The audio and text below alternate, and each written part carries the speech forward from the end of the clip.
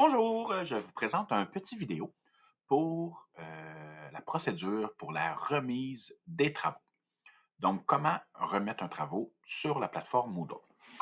Euh, Premièrement, vous allez voir qu'à certaines situations, oui, il se peut que les enseignants vont vous demander des exercices, vous remettre un corrigé, donc de façon autonome, vous n'aurez pas nécessairement de remise à faire. Mais à d'autres moments, on va vous demander de remettre un travaux via la plateforme Moodle. Et voici comment faire. Je vous rappelle que vous devez être connecté. J'utilise ici un compte élève que nous avons créé pour voir la procédure. Vous allez dans vos cours. euh, donc, vous y allez avec la façon, si vous désirez, moi j'appelle la version longue, où ce qu'on va aller sur notre formation continue. Vous sélectionnez le secteur et la formation qui vous concerne. Et vous devriez voir apparaître tous les cours de la formation. Petit rappel que les clés ici disent que vous n'y avez pas accès. Pour les besoins de la vidéo, j'ai créé un exercice test que je retrouve ici dans un onglet qui s'intitule Accueil et introduction. Mais ils vont se retrouver dans tous les types de compétences ou tout le nom des modules, des compétences que vous avez. Donc, mais ici, pour les besoins, je l'ai fait ici. Donc, vous allez retrouver des fichiers de ce type-là. Il existe différents modèles de fichiers selon l'enseignant qui va y déposer le modèle. Ici, j'en ai mis deux. Okay? J'ai mis un classique qui est un PDF.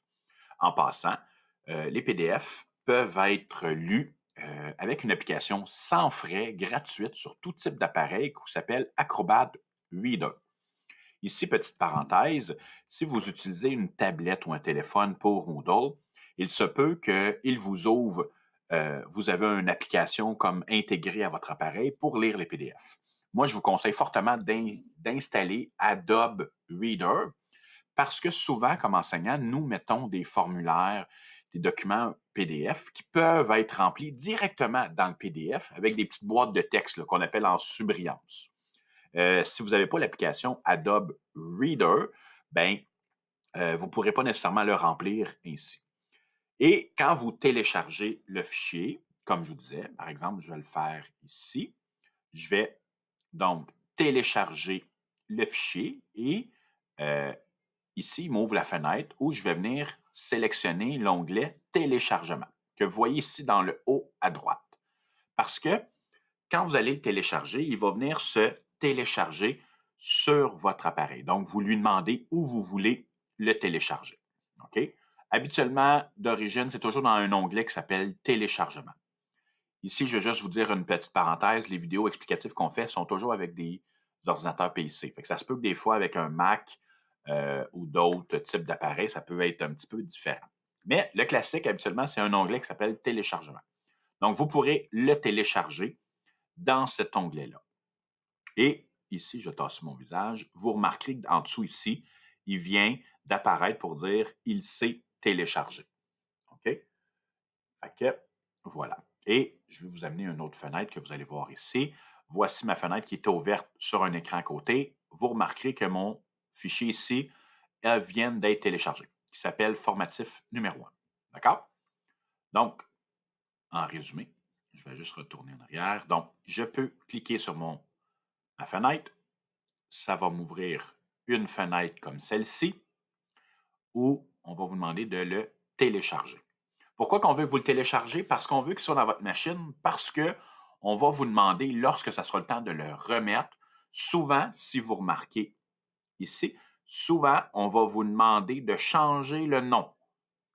Pourquoi? Ben, c'est parce qu'on veut juste pas recevoir 40 fichiers qui s'appellent formatif 1 en ne sachant pas c'est à qui le formatif 1. Donc, souvent, vous allez voir, on donne des petites particularités, comme ici, on veut que vous mettiez votre prénom, petite barre nom, avec tiret formatif 1. Fait que pour moi qui est enseignant, ça va être beaucoup plus facile de savoir qui me l'a envoyé rapide, à un coup d'œil. OK? De cette façon-là. Correct? Donc, avec PDF. Je vous rappelle aussi que PDF étant une application qu'on va souvent utiliser parce que nous, comme enseignants, on a une façon de corriger qui peut être beaucoup plus rapide. OK? Donc, en le téléchargeant, on peut vraiment venir le mettre dans nos fichiers. Donc, quand on va venir l'ouvrir ici, lorsque ça va être le fichier ici, dans mon téléchargement, c'est lui que je vais venir renommer, comme on disait tantôt, prénom, par en bas avec le nom, tiret, formatif 1. Donc, c'est le nom qu'on va lui donner. Et vous allez voir tantôt pourquoi je fais ça. Je vais revenir quand ça va être le temps de l'envoyer, le fameux fichier. Parfait. Oups, j'ai juste fermé la fenêtre. Ici, OK. Donc, ça, c'était la première chose. Ici, avec le premier type de fichier. J'ai mis un autre type de fichier ici qui est un classique, qui est un document Word. Un document Word qui s'ouvre avec la suite Office. La suite Office, c'est vraiment une application que vous devez probablement payer pour avoir dans vos appareils. Mais une autre parenthèse, il existe plusieurs logiciels gratuits qui peuvent faire la même chose que la suite Office. Si vous allez sur Google, vous écrivez LibreOffice et vous pourrez télécharger une interface qui va venir lire les mêmes genres de fichiers .doc ou autres que la suite Office, comme ici le W pour indiquer Word, mais c'est un logiciel qui est gratuit. Mais ça aussi, ça pourrait être une façon. Et quand vous allez cliquer toujours sur le même fichier, regardez cette fois-ci en bas, juste ici, il nous l'a déjà téléchargé, celui-là. Et dans ma fenêtre de téléchargement que je vous ramène, vous remarquerez le premier en haut qui s'appelle formatif numéro 1. OK? Et lui, quand vous allez l'avoir, vous allez l'ouvrir. Ça ne sera pas là. Il est en train de s'ouvrir à mes côtés. Et vous allez obtenir un fichier de ce type-là qui est modifiable directement à l'écran. OK? Mais comme je vous disais, souvent, nous, comme enseignants, on va peut-être utiliser un petit peu plus les PDF avec, je vais vous montrer, je ne sais pas si on va bien le voir à l'écran. Voilà. Un PDF de cette nature-là. Et quand vous l'ouvrez, comme je vous ai dit un peu plus tôt, avec l'application Adobe Reader, vous pouvez directement inscrire des informations dans le fichier directement, dans les boîtes qui sont en surbrillance en bleu. Et quand c'est fait, vous n'avez qu'à faire un enregistrer sous. Et là, vous allez venir sélectionner l'endroit pour l'enregistrer. Là, ici, je vais vite parce que c'est quand même des choses assez simples. Donc, allez sélectionner où vous voulez enregistrer votre PDF. Et là aussi, dans quelques instants, je vous montre comment l'envoyer, ce fameux fichier-là. Parfait. Donc, je vais juste faire ça ici. Et voilà, je vais passer ça là. Parfait. Donc, on a vu deux types de fichiers qui peuvent être faciles. Et là, je vais aller juste enlever ces petits trucs-là, ces petits dessins-là, pour bien voir.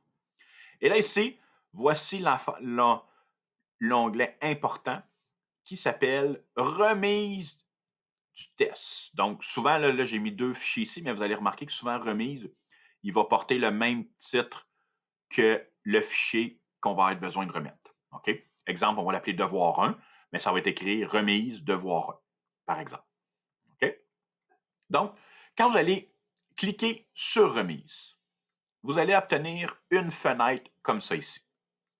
Une fenêtre qui vous donne les informations, qui dit que vous n'avez pas, présentement, il n'y a eu aucune tentative de remettre un travail, il n'a pas été évalué. Parce que quand il sera évalué, moi, je vais pouvoir sélectionner, vous devriez pouvoir voir apparaître dans le même onglet, dans Remise, un petit peu plus bas, vous devriez pouvoir voir apparaître lorsqu'il y aura une correction. Mais pour l'instant, je ferai une autre petite vidéo un petit peu plus tard lorsque vous aurez ce qu'on appelle une rétroaction d'un devoir, comment y aller. La date de remise qui va être, qui a été statuée ici, ça c'est nous comme enseignants qui mettons ça. On aurait, mettons, jusqu'au 22 janvier à minuit, pour le remettre. Donc, il vous reste un temps X pour le remettre. Ça se peut qu'il y a des devoirs qu'on va peut-être débarrer, qu'on va vous dire, OK, bien, vous avez 1 heure pour le faire. Moi, je le débarre, mettons, un exemple, je le débarre à midi et à 13 heures, il n'est plus accessible. Donc ça se peut que ça soit des activités comme ça. Mais souvent, avec une plateforme, avec un apprentissage en ligne, on va souvent utiliser avec des délais un petit peu plus longs. On va peut-être vous laisser, mettons, quelques jours, mais au bout de quelques jours, bien, vous ne pourrez plus nous soumettre un devoir, par exemple. OK? Et là vient, dans cette fenêtre-là, où je vais revenir pour vous remontrer, où je clique sur remise du test et un petit peu plus bas, regardez, vous avez l'onglet ajouter un travail. Et là, vous venez de voir apparaître une fenêtre qui dit de glisser des fichiers ici pour les ajouter. Donc, ce que nous, on appelle dans mon langage du drag and drop. Un exemple, je vais vous montrer. Je vais venir juste ici montrer la fenêtre. Donc, sur ma fenêtre de téléchargement, l'endroit où j'ai enregistré mon fichier tantôt, là, où je peux le prendre, et je le tiens avec ma souris, et regardez, je m'en viens le glisser dans la boîte. Donc, ici. Oups, attendez. Ici, il est là. Et moi, ce que je vais faire, je vais venir enregistrer. Ça vient dire à la machine, voici, je t'envoie mon fichier remis. Et là, regardez, ça l'a changé. Là.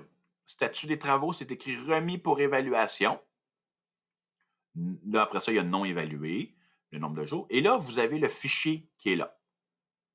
Donc, voilà l'endroit qui est fait. Et à ce moment-là, moi, comme enseignant, je reçois la consigne, Pascal, David a remis son travail.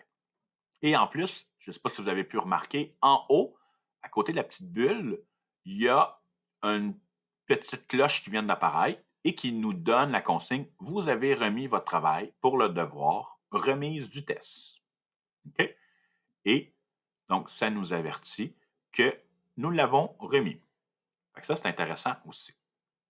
Eh bien, à ce moment-là, quand que je vais, moi, comme enseignant, ben, je vais être capable de vérifier et pour dire que ça a été remis. Et regardez ce qui vient d'apparaître, comme par magie, remise du test. Voyez-vous à côté un petit crochet vert qui vient de se mettre? Ça l'indique que vous l'avez fait et il a été remis. Donc, ça a été, la tâche, elle est terminée. Et comme je vous disais dans une autre vidéo, souvent, vous allez voir que ça va être à vous de venir mettre les crochets dans certaines tâches pour dire que vous l'avez fait. Mais quand il s'agit d'une remise d'un travail, bien, ça va se faire de façon automatique. Fait que ça, c'est intéressant. Fait que voilà. Donc, l'explication pour la procédure à remettre des travails. Fait que ça peut être particulier, mais je vous invite à la regarder plusieurs fois. Gênez-vous pas à l'écouter sur un appareil à côté et faire le test avec votre machine. Et en résumé, ce qui serait important, par exemple, d'avoir dans votre appareil, que ce soit un appareil mobile ou un appareil de bureau, un PC ou autre, une application gratuite qui s'appelle Adobe Reader, application intéressante. Et pour les gens qui n'auraient pas de logiciel de traitement de texte, il en existe plusieurs gratuits. Faites une recherche. Nous, à l'école, la commission scolaire, le centre de service scolaire, pardon, utilisons beaucoup LibreOffice, qui est une façon de fonctionner gratuite et qui va avoir un peu le même visuel que Office. Donc, 2 choses, Adobe Reader, allez vous chercher ça. On fait une petite recherche dans votre barre de recherche dans Google, dans votre Play, votre Apple Store ou votre Google Play pour aller installer cet appareil-là. Donc, voilà, j'espère que ça vous a plu et que ça va vous aider. Merci!